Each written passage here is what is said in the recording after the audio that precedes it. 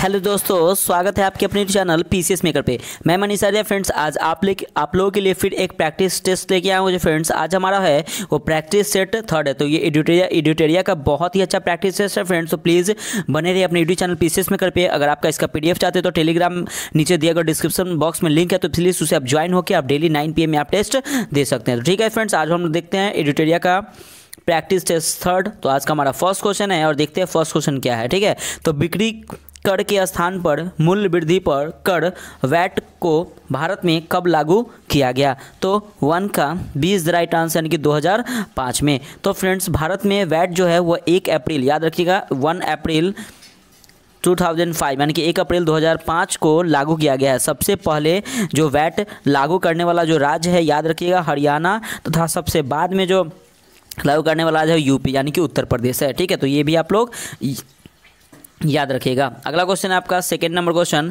कि मनरेगा योजना के अंतर्गत काम की अर्जी मिलने पर कितने दिनों के भीतर काम देना अनिवार्य है? तो 2 का 20 द राइट आंसर, यानी कि 15 दिन।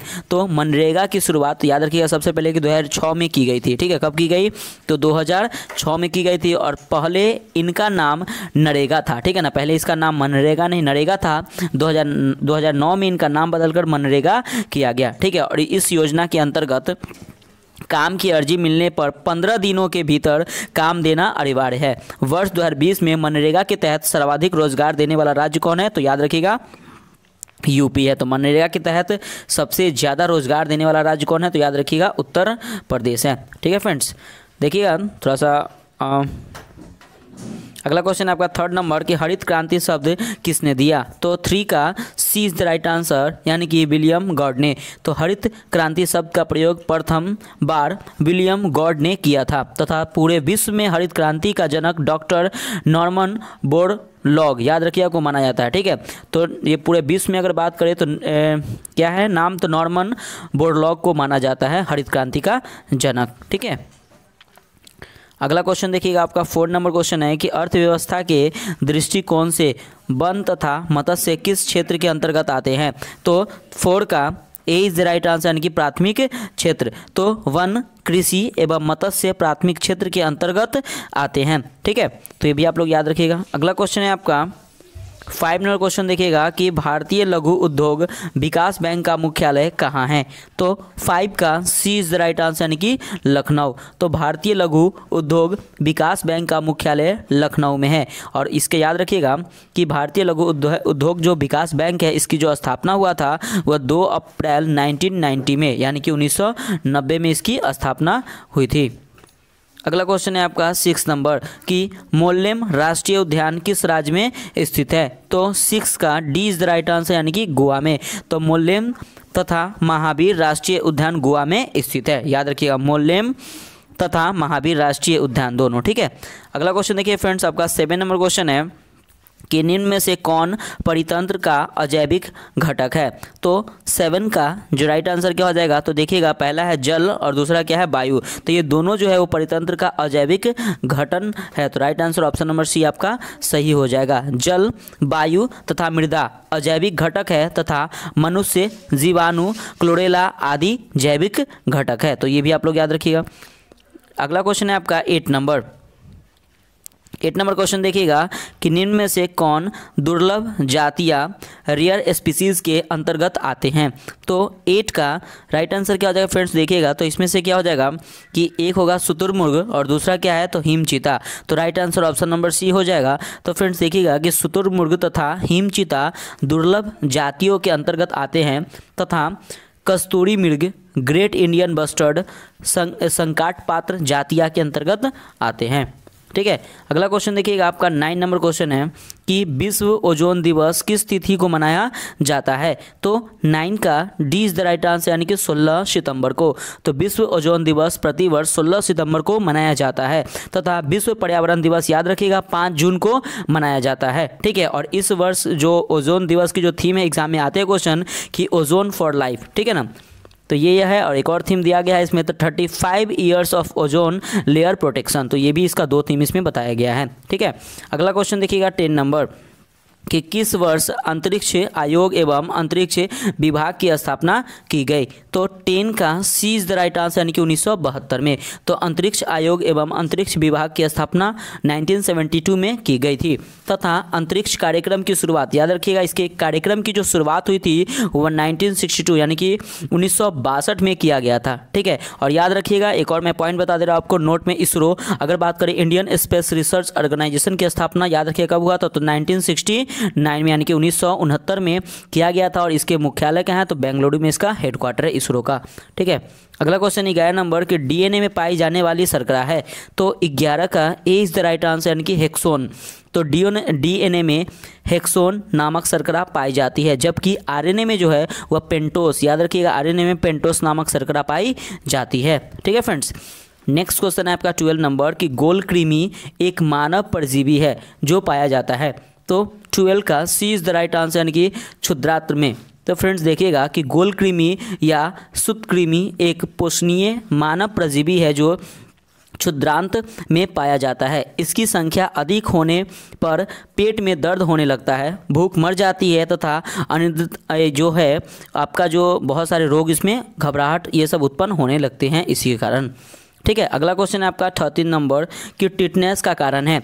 तो 13 का A is the right answer, यानी कि क्लोस्ट्रीडियम। तो टिटनेस का कारण क्या है, तो क्लोस्ट्रीडियम टिटेनी द्वारा प्रसारित होता है और यह एक जीवाणु है और इस रोग के उपचार हेतु डीपीटी का टीका लगाया जाता है। याद रखिए टिटनेस में डीपीटी का टीका लगाया जाता है। अगला क्वेश्चन देखिएगा आपका 14 नंबर क्वेश्चन है। 14 नंबर क्वेश्चन है कि कौन सा विटामिन हमारे शरीर में सबसे अधिक तीव्रता से बनता है। तो 14 का A is the right answer, यानी कि विटामिन डी। तो विटामिन डी जो है हमारे शरीर में सबसे अधिक तीव्रता से बनता है। अब देखिए विटामिन डी का रासायनिक नाम याद रखिएगा कैल्सीफेरोल इसका रासायनिक नाम है, जिसका निर्माण हमारे शरीर में सूर्य के प्रकाश की उपस्थिति में पराबैंगनी किरणों द्वारा त्वचा के कोलेस्ट्रॉल द्वारा होता है। तो ये याद रखिएगा। ठीक है, सूर्य के किरणें से, सूर्य के प्रकाश के उपस्थित पराबैंगनी किरणों द्वारा त्वचा के कोलेस्ट्रॉल द्वारा उत्पन्न होता है। ठीक है, नेक्स्ट क्वेश्चन है आपका 15 नंबर। देखिएगा कि बिना बीज के फलों को विकसित करने की विधि तो क्या कहलाती है। तो 15 का D is the right answer, कि टिश्यू कल्चर। तो टिश्यू कल्चर द्वारा बिना बीज के फलों को विकसित किया जा सकता है। अगला क्वेश्चन है आपका 16 नंबर कि प्रकाश संश्लेषण के समय मुक्त होने वाली ऑक्सीजन कहाँ से आती है। तो 16 का B is the right answer, यानी कि जल से। तो प्रकाश संश्लेषण वह प्रक्रिया है जिसमें पौधे स्वयं में उपस्थित क्लोरोफिल एवं सूर्य के प्रकाश की सहायता से अपने भोजन कार्बोहाइड्रेट का निर्माण करते हैं। ठीक है ना, तो ये भी आप लोग याद रखिएगा। अगला क्वेश्चन है आपका 17 नंबर। 17 नंबर क्वेश्चन है कि पराबैंगनी यानी कि अल्ट्रा वायलेट रे क्षति के पादपों की रक्षा करने वाला वर्णक है। तो 17 का D is the right answer, यानी कि पर्णपित जैंथोफिल। ठीक है ना, तो याद रखिएगा कि पराबैंगनी क्षति के पादपों की रक्षा करने वाला वर्णक पर्णपित यानी कि जैंथोफिल है। जैंथोफिल पेड़ों की पत्तियों में उपस्थित पीला वर्णक है। अगला क्वेश्चन है 18 नंबर कि कीटभक्षी पादप ऐसी मिट्टी में उगते हैं जिसमें किसकी कमी होती है। तो 18 का सी इज द राइट आंसर, यानी कि नाइट्रोजन की। तो कीटभक्षी पादप जो होते हैं जो कहाँ पे उगते हैं, तो ऐसे मिट्टी में उगते हैं जिसमें पोषक तत्व विशेषकर नाइट्रोजन की कमी होती है। अगला क्वेश्चन है आपका 19 नंबर की कवक यानी कि फंगस द्वारा फैलने वाली बीमारी है। तो कौन है, तो फ्रेंड्स देखिएगा 19 का राइट आंसर हो जाएगा ऑप्शन नंबर सी, यानी कि ब्लैक कृमि यानी कि रिंगवर्म। तो कवक जीवाणु नम तथा क्षतिग्रस्त त्वचा से होकर मनुष्य के शरीर में प्रवेश करते हैं एवं अंकुरित होकर कवक तंतुओं का निर्माण करते हैं, जिससे त्वचा पर चकत्ते पड़ जाते हैं और खुजली होती है। ठीक है ना, तो इसी के द्वारा जो होती है, और जो ये किसके कारण होती है, तो ब्लैक कृमि यानी कि रिंगवर्म के कारण यह होती है। अगला क्वेश्चन है 20 नंबर कि आणविक कक्षा का अभिन्यास किस से नियंत्रित होता है। तो 20 का सी इज द राइट आंसर, यानी कि चुंबकीय क्वांटम संख्या के द्वारा। तो आणविक कक्षा का अभिन्यास चुंबकीय क्वांटम संख्या से नियंत्रित होता है। अगला क्वेश्चन है आपका 21 नंबर कि किस प्रक्रिया में इलेक्ट्रॉन का लाभ होता है। तो 21 का D is the right answer, यानी कि अवकरण। तो फ्रेंड्स अभिक्रिया में पदार्थों से ऑक्सीजन का योग या हाइड्रोजन का ह्रास ऑक्सीकरण या उपचयन कहलाता है। ठीक है, तो ये भी आप लोग याद रखिएगा। ठीक, अगला क्वेश्चन देखिएगा, नेक्स्ट क्वेश्चन है 22 नंबर कि धातुओं का गुण जिसके कारण उन्हें पीटकर शीट में परिवर्तित किया जा सकता है क्या कहलाता है। तो 22 का B is the right answer यानी कि आघातवर्धनीयता। तो फ्रेंड्स देखिएगा कि धातुओं को चादर शीट में बदलने की क्रिया आघातवर्धनीयता कहलाता है, जबकि तनाव उत्पन्न करने पर ये तार के रूप में परिवर्तित हो जाते हैं जिसे तन्यता कहा जाता है। अगला क्वेश्चन है 23 नंबर कि ढलवा लोहे में कार्बन की प्रतिशत कितना होता है। तो 23 का सी इज़ द राइट आंसर यानी कि 3 से 5। तो फ्रेंड्स देखिएगा कि लोहे में उपस्थित जो कार्बन है ढलवा लोहा में 3 से 5 होते हैं, ठीक है, प्रतिशत परसेंटेज। और पिटवा लोहा में याद रखिएगा 0.04 से 0.08 होते हैं, ठीक है। और बात करें स्टील में तो स्टील में 0.5 से लेके 1.5 होते हैं स्टील में, ठीक है। देखिए फ्रेंड्स आगे देखिए क्वेश्चन, आपका नेक्स्ट क्वेश्चन है 24 नंबर कि गैस तापमापी द्रव तापमापी की तुलना में ज़्यादा संवेदन होती है क्योंकि गैस क्या होते हैं। तो 24 का A is the right answer, gas का प्रसार गुणांक अधिक होता है इसके लिए। तो गैस तापमापी द्रव तापमापी की तुलना में अधिक संवेदी होते हैं क्योंकि गैसों का प्रसार द्रव की तुलना में अधिक होता है इसके लिए। अगला क्वेश्चन है आपका 25 नंबर क्वेश्चन है कि 0 डिग्री सेल्सियस पर जल और बर्फ क्रिस्टल साम्यावस्था में होते हैं।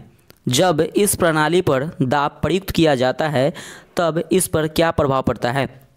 तो इस पे कोई प्रभावी परिवर्तन नहीं होता है। तो right answer option number D आपका सही हो जाएगा। तो 0 डिग्री सेल्सियस पर जल और बर्फ क्रिस्टल साम्यावस्था में होते हैं। जब इस प्रणाली पर दाब डाला जाता है तो जल एवं बर्फ पर कोई प्रभाव नहीं पड़ता है। अगला क्वेश्चन है 26 नंबर कि निम्न में से किसका प्रयोग नोदक या रॉकेट में ईंधन के रूप में किया जाता है। तो 26 का ए इज द राइट आंसर कि द्रव हाइड्रोजन प्लस द्रव ऑक्सीजन।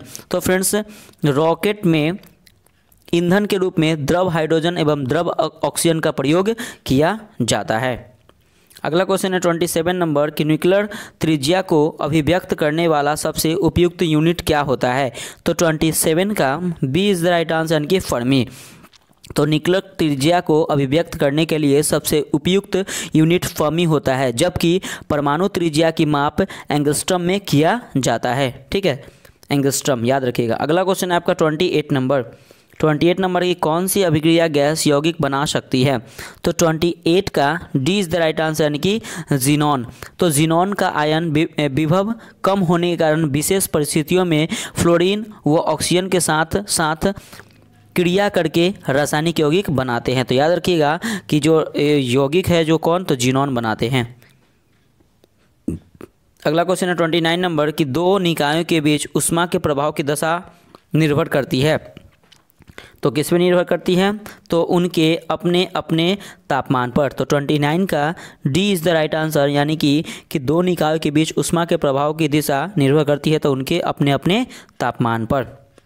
अगला क्वेश्चन है आपका 30 नंबर क्वेश्चन देखिएगा कि वायु के क्षैतिज गति से होने वाले ऊष्मा के अंतरण को कहते हैं। तो 30 का A is the right answer यानी कि अभिवहन कहते हैं। तो वायु की क्षैतिज गति के कारण होने वाले ऊष्मा के अंतरण को अभिवहन कहते हैं। अगला क्वेश्चन है आपका 31 नंबर कि निम्न में से कौन सी प्रघटना यह निर्णय लेने में सहायक होती है कि प्रकाश एक अनुप्रस्थ रंग है। तो 31 का B is the right answer यानी कि ध्रुवीकरण। तो प्रकाश का ध्रुवीकरण की प्रघटना से यह निर्णय लेने में सहायता मिली कि प्रकाश एक अनुप्रस्थ तरंग है। अगला क्वेश्चन है आपका 32 नंबर कि जब किसी तालाब के शांत जल में पत्थर फेंका जाए तो तालाब में जल के पृष्ठ पर उठने वाली लहर होती है। तो 32 का सी इज़ द राइट आंसर यानी कि अनुप्रस्थ और अनुदैर्घ्य। तो फ्रेंड्स देखिएगा कि जल की सतह पर उत्पन्न विक्षोभ के कारण यह अनुप्रस्थ तथा अनुदैर्घ्य दोनों प्रकार की तरंगें उत्पन्न होती है। नेक्स्ट क्वेश्चन है 33 नंबर की किसी असंतुलित बल द्वारा किसी पिंड में उत्पन्न त्वरण होता है। तो 33 का A is the right answer कि बल के अनुक्रमानुपाती। तो फ्रेंड्स किसी असंतुलित बल द्वारा किसी पिंड पर उत्पन्न त्वरण बल के अनुक्रमानुपाती होता है, ठीक है। तो right answer option number A आपका सही है। नेक्स्ट क्वेश्चन है आपका 34 नंबर कि विद्युत चालकता की यूनिट क्या होता है। तो 34 का सी इज़ द राइट आंसर यानी कि म्यू। तो पदार्थों द्वारा विद्युत धारा का संचालन करने की क्षमता की माप को विद्युत चालकता कहते हैं और इसका मात्रक क्या होता है, तो म्यू इसका मात्रक होता है। ठीक है, अगला क्वेश्चन है आपका 35 नंबर। 35 नंबर क्वेश्चन है कि टेलीफोन लाइन में बहने वाली धारा है। तो 35 का 20 द राइट आंसर की विद्युत ऊर्जा। तो टेलीफोन लाइन में बहने वाली धारा को विद्युत ऊर्जा होती है। अगला क्वेश्चन देखिएगा आपका 36 नंबर क्वेश्चन है कि किसी भौगोलिक क्षेत्र को अनुसूचित क्षेत्र घोषित करने का संवैधानिक अधिकार किसे प्राप्त है। तो 36 का 20 द राइट आंसर यानी कि राष्ट्रपति को। तो भारतीय संविधान के 5वीं अनुसूची में विभिन्न अनुसूचित क्षेत्रों का उल्लेख संविधान के अनुच्छेद 244, याद रखिएगा, अनुच्छेद 244 के तहत किसी क्षेत्र को अनुसूचित क्षेत्र घोषित करने का अधिकार राष्ट्रपति को है। ठीक है ना, तो ये याद रखिएगा। अगला क्वेश्चन है आपका 37 नंबर कि विधान परिषद में राज्यपाल द्वारा कितने सदस्यों को मनोनीत किया जाता है। तो 37 का A is the right answer कि कुल सदस्य का 1/6। तो विधान परिषद में 1/12 सदस्य उन स्नातकों द्वारा निर्वाचित होते हैं जिन्होंने कम से कम 3 वर्ष पूर्व स्नातक की उपाधि प्राप्त कर ली हो। विधान परिषद में 1/6 सदस्यों का राज्यपाल उन व्यक्तियों में से मनोनीत करता है जिन्हें साहित्य, कला, विज्ञान एवं सामाजिक सेवा के संबंध में ज्ञान हो। ठीक है, अगला क्वेश्चन है आपका, नेक्स्ट क्वेश्चन देखिएगा 38 नंबर क्वेश्चन है कि भारतीय संविधान के केंद्र तथा राज्य के मध्य विभाजन की परिधि से किसे बाहर रखा गया है। तो 38 का D is the right answer यानी कि न्यायपालिका शक्ति को। तो फ्रेंड्स देखिएगा कि भारतीय संविधान में केंद्र तथा राज्य के मध्य विधायिक, प्रशासनिक तथा वित्तीय शक्तियों का विभाजन किया गया है, लेकिन न्यायपालिका को विभाजन की परिधि से बाहर रखा गया है। ठीक है, तो ये भी आप लोग याद रखिएगा। अगला क्वेश्चन देखिए फ्रेंड्स, आपका जो ये एक्स्ट्रा फैक्ट है मैं वो बताता हूँ ना। 39 नंबर क्वेश्चन है कि पंचायती राज को संवैधानिक स्थिति प्रदान करने की संस्तुति सर्वप्रथम किस समिति द्वारा दी गई थी। तो 39 का सी इज़ द राइट आंसर की LM सिंघवी समिति के द्वारा दी गई थी। तो फ्रेंड्स देखिएगा कि पंचायतों को संवैधानिक दर्जा देने का अनुशंसा 1986, याद रखिए 1986 कब, तो 1986 में LM सिंघवी द्वारा किया गया था और अशोक मेहता समिति ने द्विस्तरीय पंचायती राज पद्धति को लागू करने का सुझाव दिया था। ठीक है फ्रेंड्स, अगला क्वेश्चन देखिएगा 40 नंबर क्वेश्चन है आपका कि सरकारिया आयोग निम्नलिखित में से किससे संबंधित था। तो 40 का D is the right answer केंद्र राज्य संबंध के में सुधार। तो फ्रेंड्स सरकारिया आयोग की स्थापना पहले याद रखिएगा 1983 यानी कि 1983 में भारत की केंद्र सरकार द्वारा की गई थी। सरकारिया आयोग मुख्य कार्य केंद्र राज्य संबंधों की जाँच करता है। अगला क्वेश्चन देखिए फ्रेंड्स आपका 41 नंबर क्वेश्चन है कि निम्नलिखित में से कौन सा भारतीय संविधान के अंतर्गत एक मौलिक कर्तव्य नहीं है। तो 41 का A is the right answer है कि राष्ट्रीय महत्व के स्मारकों की रक्षा करना। तो राष्ट्रीय महत्व के स्मारकों, संस्थाओं और वस्तुओं संरक्षण राज्य के नीति निर्देशक तत्व के अंतर्गत अनुच्छेद 49 में वर्णित है। ठीक है ना, अनुच्छेद 49 में यह वर्णित है। अगला क्वेश्चन है आपका 42 नंबर कि प्रत्येक संसदीय प्रणाली में संसद की बैठकों में प्रश्नों के लिए अलग से समय निर्धारण किया जाता है जिसे कहते हैं। तो 42 का सी इज़ द राइट आंसर की प्रश्नोत्तर काल। तो दोनों सदनों में प्रत्येक बैठक के प्रारंभ के 1 घंटे तक प्रश्न किए जाते हैं और उनके उत्तर दिए जाते हैं। इसे प्रश्नकाल कहा जाता है। प्रश्नकाल के दौरान सदस्यों को सरकार के कार्यों पर आलोचना प्रत्यालोचन का समय मिलता है। ठीक है, और संसद के दोनों सदनों में प्रश्नकाल के ठीक बाद के समय को हम लोग शून्यकाल कहा जाता है। तो ये इंपॉर्टेंट है। ठीक है, अगला क्वेश्चन है 43 नंबर कि निम्नलिखित में से कौन सा भारतीय संविधान का अनुच्छेद सार्वजनिक सेवाओं में अवसर की समानता प्रदान करता है। तो 43 का सी इज़ द राइट आंसर की अनुच्छेद 16। तो फ्रेंड्स याद रखिएगा कि लोक नियोजन के विषय में अवसर की समानता भारतीय संविधान के मूल अधिकारों के अनुच्छेद 16 में वर्णित किया गया है। तो फ्रेंड्स देखिए कुछ यहाँ पे अनुच्छेद है, आपका अनुच्छेद क्या है, तो अनुच्छेद 14 देखिएगा, तो अनुच्छेद 14 विधि के समक्ष समता। अब देखिएगा अनुच्छेद यहाँ पे 15 है, तो धर्म, जाति, लिंग या जन्म स्थान के आधार पर भेदभाव का निषेध। और अनुच्छेद 19 है, तो स्वतंत्रता का अधिकार अनुच्छेद 19 में दिया गया है। ठीक है, अगला क्वेश्चन है आपका 44 नंबर कि राज्यसभा के विषय में सही क्या है। तो 44 का राइट आंसर देखिएगा फ्रेंड्स यहाँ पे क्या हो जाएगा कि यहाँ पे देखिएगा कि यह एक अस्थाई सदन है, ये सही हो जाएगा। इनकी अवधि 6 वर्ष की होती है, तो ये गलत हो जाएगा। और 1/3 सदस्य प्रति दूसरे वर्ष सेवानिवृत्त हो जाते हैं, तो ये सही हो जाएगा। और इसे विघटित नहीं किया जा सकता, तो ये सही हो जाएगा। तो आपका 44 का right answer option number D आपका सही हो जाएगा। ठीक है, तो राज्यसभा के सदस्यों का कार्यकाल 6 वर्ष की होती है, ठीक है ना, 6 वर्ष की होती है। और राज्यसभा के गठन का प्रावधान अनुच्छेद, याद रखिएगा, अनुच्छेद 80 के तहत किया गया है। राज्यसभा में सदस्यों की अधिक से अधिक संख्या 250 हो सकती है। कितना हो सकती है, तो याद रखिए 250 हो सकती है। तो right answer option number D आपका सही है। ठीक है, अगला क्वेश्चन है आपका 45 नंबर। 45 नंबर है कि अस्पृश्यता निवारण अधिनियम कब पारित हुआ था। तो 45 का 20 द राइट आंसर यानी कि 1955 में। तो संसद द्वारा अस्पृश्यता निवारण अधिनियम 1955 में पारित हुआ था। और 1976 में इसका संशोधन कर इनका नाम सिविल अधिकार संरक्षण अधिनियम कर दिया गया था। तो इनका नाम कब चेंज कर दिया गया, सिविल अधिकार संरक्षण अधिनियम, तो 1976 में। ठीक है, ये भी याद रखिएगा। नेक्स्ट क्वेश्चन है आपका 46 नंबर। 46 नंबर क्वेश्चन है आपका कि किसी संसदीय समिति का नाम आकलन समिति या अस्थायी मितव्ययता समिति, कंटिन्यूअस इकोनॉमिक कमिटीज़ भी हैं। तो 46 का सी इज द राइट आंसर यानी कि प्राक्कलन समिति। तो प्राक्कलन समिति का संबंध सरकार के वित्तीय कार्यों की जांच पड़ताल या समीक्षा करने से संबंधित है। ठीक है, और इसे ही आकलन समिति या अस्थायी मितव्ययता समिति के नाम से जाना जाता है।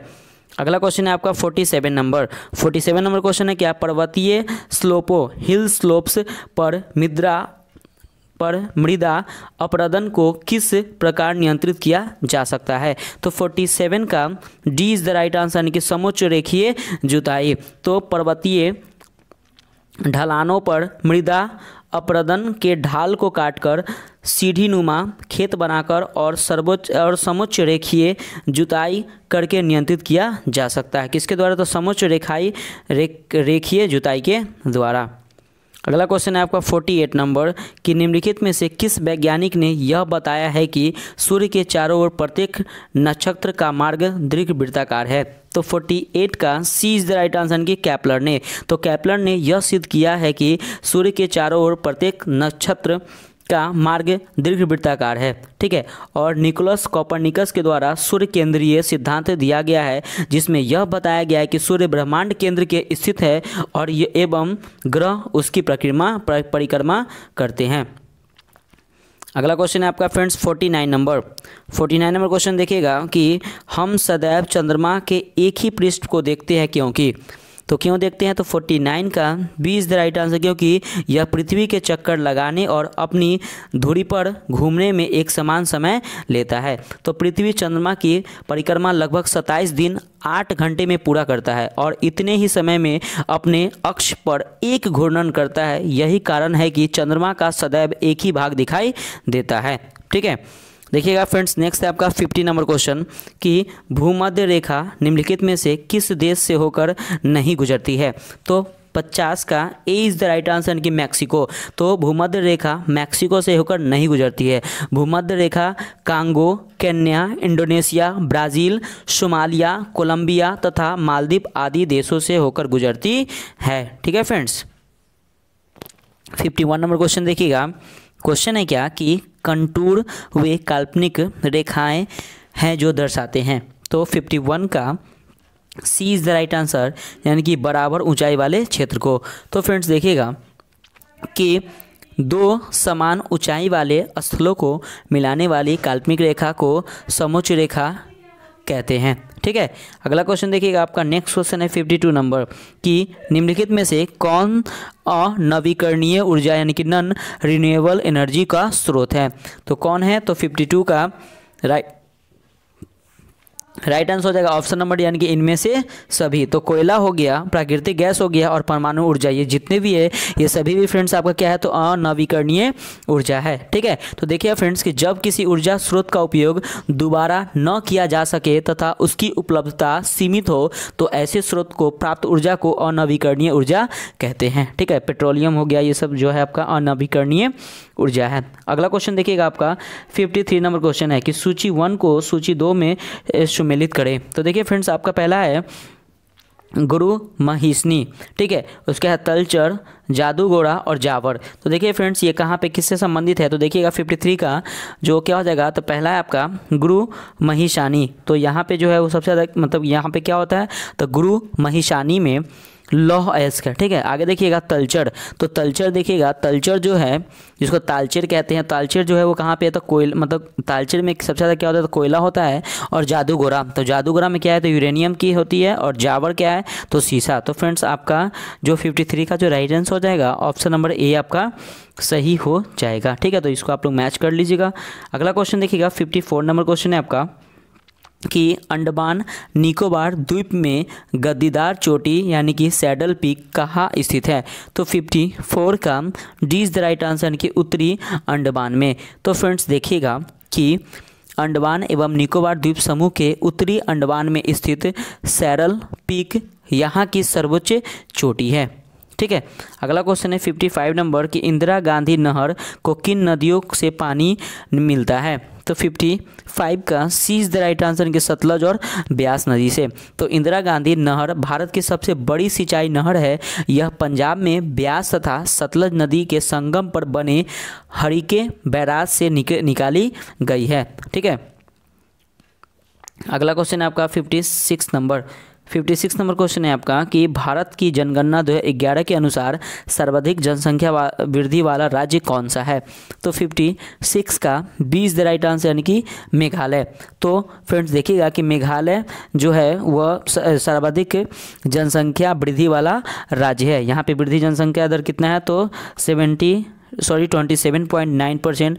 उसके बाद बिहार है 25.4%। उसके बाद अरुणाचल प्रदेश है और उसके बाद क्या है, तो मिजोरम है। ठीक है, और देखिएगा कि न्यूनतम 10 की ये वृद्धि वाला राज्य जो है वो नागालैंड है, याद रखिएगा। ठीक है, अगला क्वेश्चन आपका 57 नंबर कि प्रसिद्ध दर्शन द्वैतवाद का प्रतिपादन किसने किया।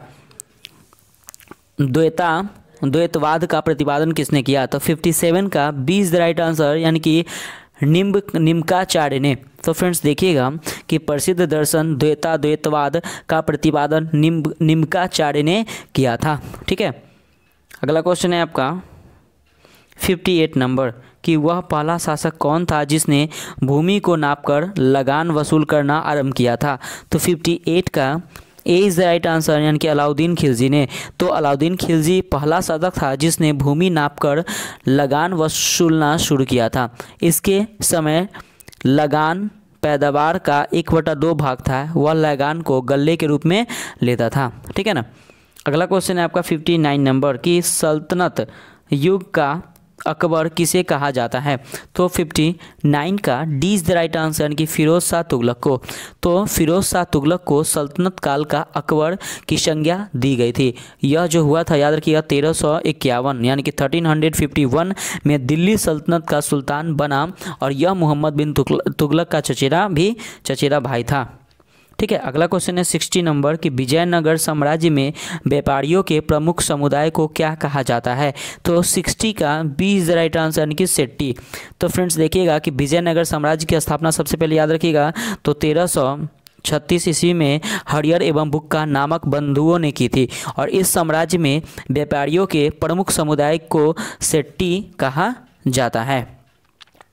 अगला क्वेश्चन है 61 नंबर कि दिल्ली दरबार का आयोजन कब किया गया था। तो 61 का A is the right answer कि दिसंबर 1911 में।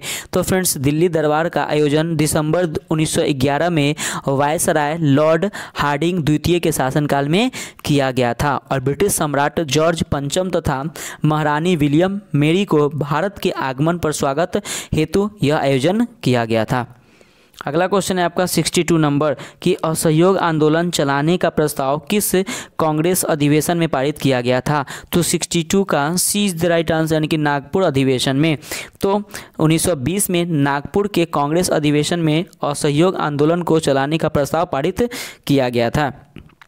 और 1 अगस्त 1920 को गांधी जी ने असहयोग आंदोलन शुरू किया था और 12 फरवरी 1922 को इसे स्थगित किया था। ठीक है, याद रखिए कब शुरू किया, तो 1 अगस्त 1920, ठीक है ना, इसे शुरू किया गया था और 12 फरवरी 1922 को इसे स्थगित कर दिया गया था। किसे, तो याद रखिएगा असहयोग आंदोलन को। अगला क्वेश्चन है 63 नंबर की व्यक्तिगत सत्याग्रह की शुरुआत कब की गई थी।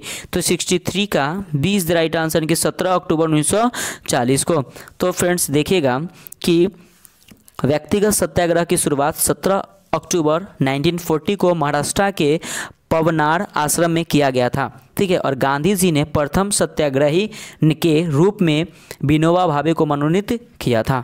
ठीक है, अगला क्वेश्चन देखिएगा आपका 64 नंबर क्वेश्चन है कि भारत में आधुनिक शिक्षा का जन्मदाता किसे कहा जाता है। तो 64 का B is the right answer कि चार्ल्स ग्रांट को। तो भारत में आधुनिक शिक्षा का जन्मदाता चार्ल्स ग्रांट को कहा जाता है।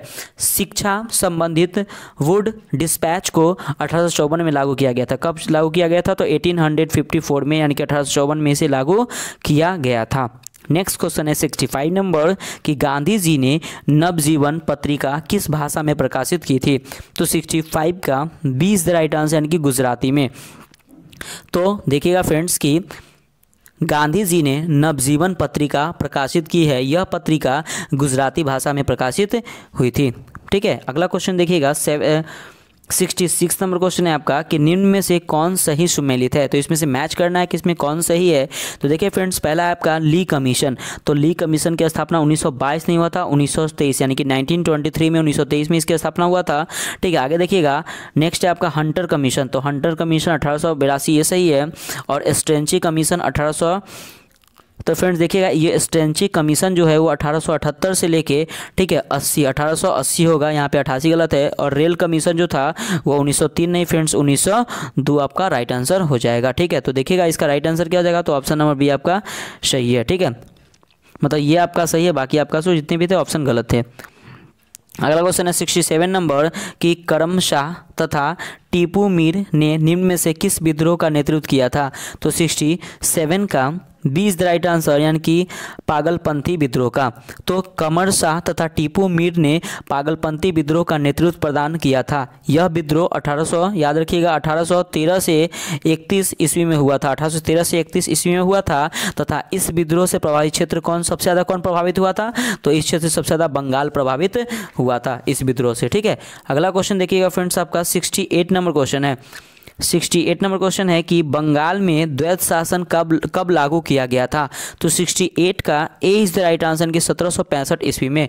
तो 12 अगस्त 1765 ईस्वी में को रॉबर्ट क्लाइव ने बंगाल में द्वैत शासन प्रणाली को लागू किया था। तथा द्वैत शासन का अंत वारेन हेस्टिंग ने किया था। और रॉबर्ट क्लाइव बंगाल का पहला गवर्नर कौन था, तो रॉबर्ट क्लाइव बंगाल का पहला गवर्नर भी था, ये भी याद रखिएगा। अगला क्वेश्चन है आपका 69 नंबर कि जापान ने पर्ल हार्बर पर कब आक्रमण किया था। तो 69 का B is the right answer कि 1941 में।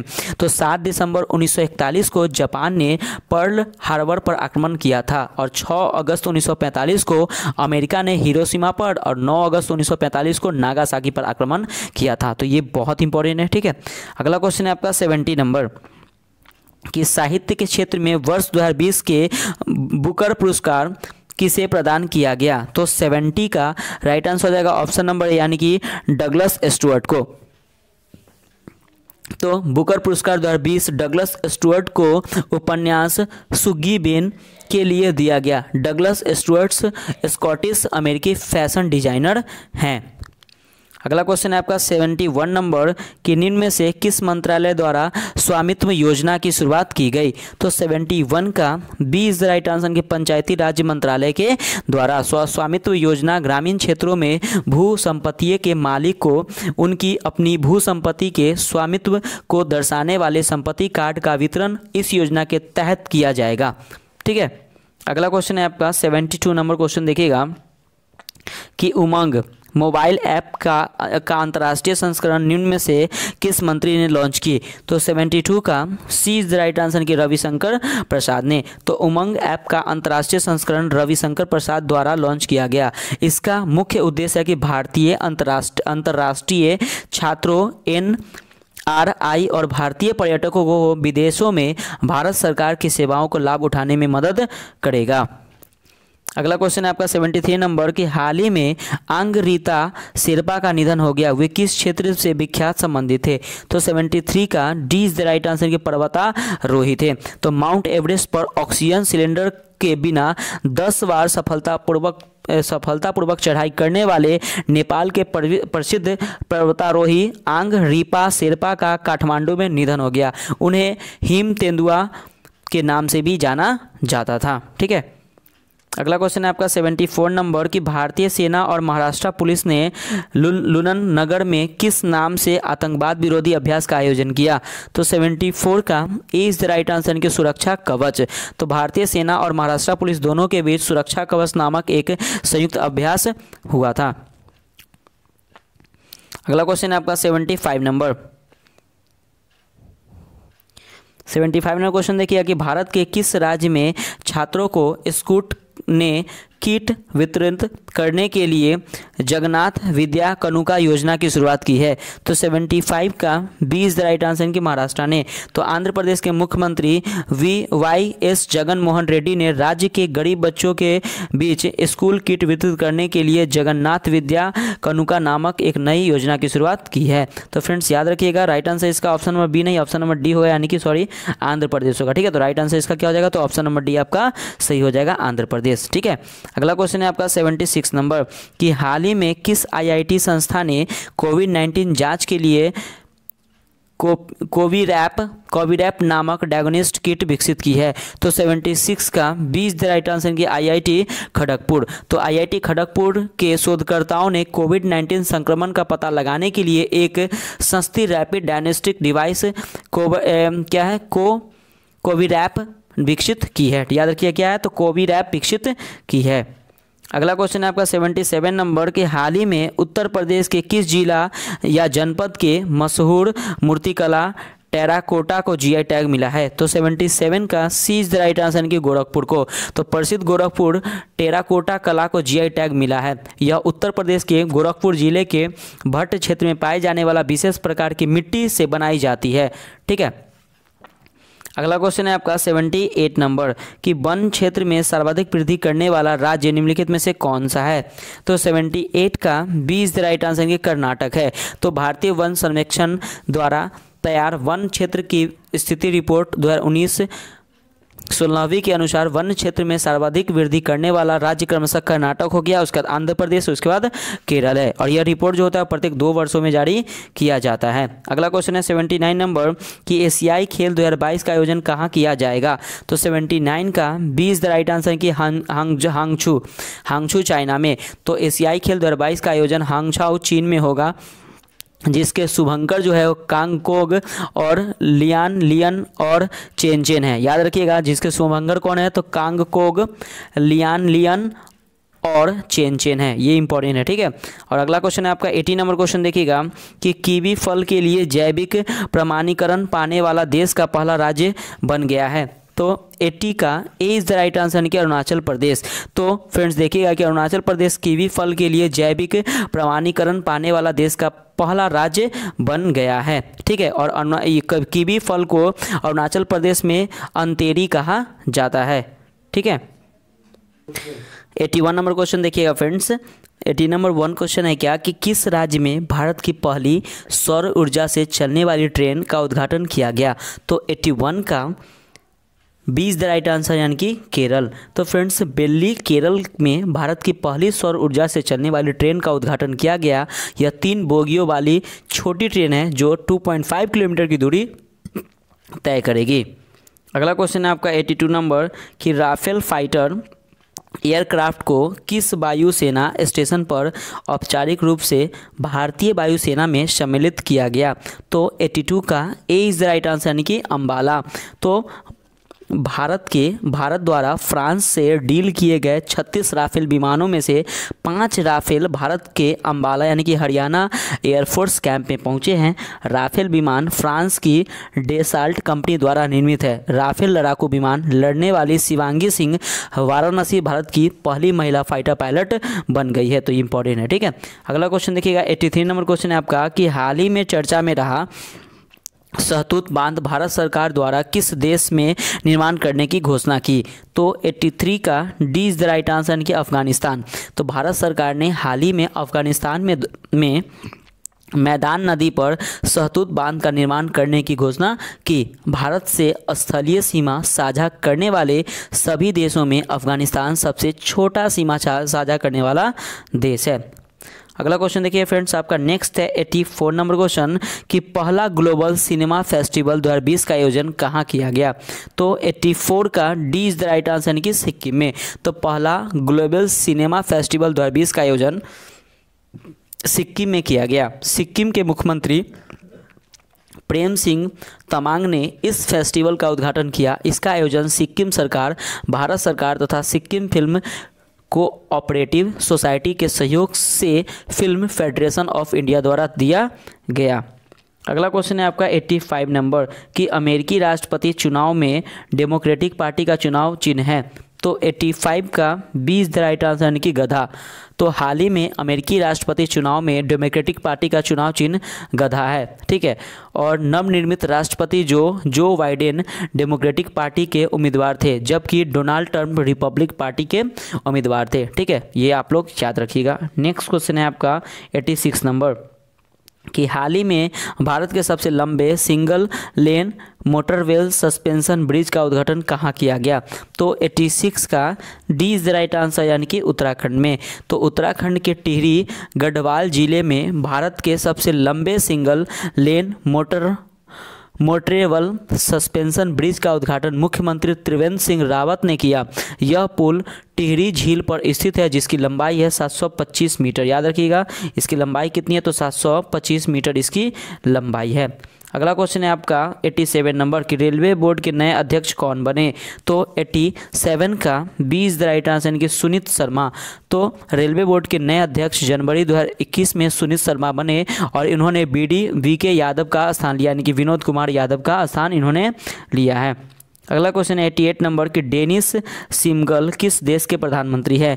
तो 88 का सी इज द राइट आंसर यानी कि यूक्रेन के। तो डेनिस सिग्नल यूक्रेन के प्रधानमंत्री है और यूक्रेन एक यूरोपीय देश है जिसकी राजधानी क्या है? तो जिसकी राजधानी कीव है। कीव याद रखिएगा, ठीक है। अगला क्वेश्चन है आपका 89 नंबर कि विश्व प्रतिस्पर्धा सूचकांक 2020 में भारत का स्थान क्या था? तो 89 का D is the right answer यानी कि 43वां। तो विश्व प्रतिस्पर्धा सूचकांक में भारत का स्थान 43वां रहा। इस सूचकांक के में प्रथम स्थान पर सिंगापुर रहा तथा रिपोर्ट IMD द्वारा यह जारी किया जाता है। इस रिपोर्ट किसके द्वारा जारी किया जाता है? तो IMD के द्वारा जारी किया जाता है। अगला क्वेश्चन है 90 नंबर की बाय बाय कोरोना पुस्तक के लेखक कौन है? तो 90 का B is the right answer यानी कि प्रदीप श्रीवास्तव। तो प्रदीप श्रीवास्तव द्वारा बाय बाय कोरोना पुस्तक को लिखा गया है और यह पुस्तक कोरोना से संबंधित जानकारियों पर आधारित है। अगला क्वेश्चन है आपका 91 नंबर के विश्व प्रेस स्वतंत्रता दिवस कब मनाया जाता है? तो 91 का ए इज द राइट आंसर यानी कि 3 मई को। तो विश्व स्वतंत्रता प्रेस 3 मई को प्रतिवर्ष मनाया जाता है। वर्ष 2020 में जो इसकी थीम थी वो जर्नलिज्म विदाउट फियर और फेवर था। याद रखिएगा, इंपॉर्टेंट है, ठीक है इसकी थीम। अगला क्वेश्चन है आपका 92 नंबर कि 17वीं बिहार विधानसभा के प्रोटेम स्पीकर कौन नियुक्त हुए हैं? तो 92 का B is the right answer यानी कि जीतन राम मांझी। तो 17वीं बिहार विधानसभा के प्रोटेम स्पीकर जीतन राम मांझी को नियुक्त किया गया था, जबकि 17वीं बिहार विधानसभा के अध्यक्ष विजय कुमार सिन्हा बने हैं। अगला क्वेश्चन है 93 नंबर कि स्वास्थ्य और चिकित्सा के क्षेत्र में सहयोग के लिए भारत ने किस देश के साथ समझौता किया है? तो 93 का B is the right answer यानी कि कंबोडिया। तो अक्टूबर 2020 में भारत ने कंबोडिया के साथ स्वास्थ्य तथा चिकित्सा के क्षेत्र में सहयोग के लिए एक ज्ञापन यानी कि MOU पर हस्ताक्षर किया है। अगला क्वेश्चन देखिएगा आपका नेक्स्ट क्वेश्चन है फ्रेंड्स 94 नंबर क्वेश्चन है कि वजुभाई वाला वर्तमान में किस राज्य के गवर्नर है। तो 94 का सी इज द राइट आंसर, यानी कि कर्नाटक के। तो वजुभाई वाला वर्तमान में कर्नाटक के राज्यपाल है और कर्नाटक की राजधानी बेंगलुरु है तथा यहाँ के जो मुख्यमंत्री है वो BS येदियुरप्पा यहाँ के मुख्यमंत्री है। अगला क्वेश्चन है 95 नंबर की नवनिर्वाचित अमेरिकी उपराष्ट्रपति ने किस भारतीय मूल की पुरुष या महिला को अपना प्रेस सचिव बनाने की घोषणा की है। तो 95 का D is the right answer, यानी कि सबरीना सिंह को। तो अमेरिका में के निर्वाचित उपराष्ट्रपति कमला हैरिस ने भारतीय मूल की महिला सबरीना सिंह को व्हाइट हाउस में अपना प्रेस सचिव बनाया है। ठीक है फ्रेंड्स, नेक्स्ट क्वेश्चन देखिएगा 96 नंबर आपका मैथ्स का क्वेश्चन है। तो वीडियो को पॉज कीजिए और क्वेश्चन को बनाइए। मैं वीडियो के लास्ट में PDF फॉर्म में इसका आंसर दे दूंगा, तो प्लीज़ आप उससे मैच कर लीजिएगा। 96 नंबर, 97 नंबर भी मैथ्स का क्वेश्चन है, 98 नंबर भी मैथ्स का क्वेश्चन है, क्योंकि फ्रेंड्स आपके जो बिहार SI के जो एग्जाम है उस पर 5 मैथ्स क्वेश्चन पूछे जाते हैं, तो प्लीज़ इसको बना लीजिएगा। ठीक है, 99 नंबर भी आपका मैथ्स का क्वेश्चन है और 100 नंबर भी आपका मैथ्स का क्वेश्चन है। तो फ्रेंड्स प्लीज़ आप लोग कमेंट करके बताइएगा कि आपका स्कोर क्या हुआ। मीन्स क्या कि अगर आपका 100 क्वेश्चन है तो 100 में स्कोर आपका क्या हुआ। ठीक है फ्रेंड्स, तो फ्रेंड्स देखिए आपका जो एडिटोरिया का जो प्रैक्टिस टेस्ट थर्ड था वो यहाँ पे आज कंप्लीट होता है। तो प्लीज़ आप अगर टेलीग्राम से नहीं जुड़े होंगे तो प्लीज़ आप नीचे दिए गए डिस्क्रिप्शन बॉक्स में लिंक दिया रहेगा, तो प्लीज़ आप इसे टेलीग्राम से ज्वाइन हो जाइए और इसका PDF आप फ्री में पा सकते हो। और डेली 9 PM में आपको टेस्ट होगा, तो प्लीज़ आप टेस्ट को ज्वाइन कर सकते हैं। ठीक है फ्रेंड्स, तो मिलते हैं कल फिर एक नया प्रैक्टिस टेस्ट और नए अंदाज के साथ। बाय बाय, जय हिंद दोस्तों।